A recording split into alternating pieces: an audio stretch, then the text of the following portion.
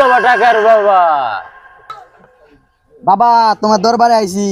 ইল বাবা, ভয় পাইছ? না বাবা, ভয় পাই নাই। শুনো, তোমাদের মনের কথা কই দিতাছি। সারা দেহ থাকতে হস, যেটা আশা করস সেটা পাস না।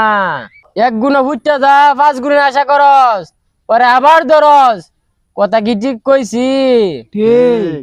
ভয় পাইছস? এই সমস্যা সমাধান করার জন্য আমি 50টা টাকা চাই, তোরা কি না করবে? হ বাবা দিয়াম। ভয় পাইছস? না বাবা। না, আমার টাকা লাগবে না, তোরা মনটা পরীক্ষা করলাম, তোর মনটা তো অনেক বড় আছে। কোন বর্ষ আমার উস্তাদের আদেশ, এক মুঠ করে দিমু, 50,000 টাকা লাগবে। তোরা কি ভয় পাইছস? না বাবা।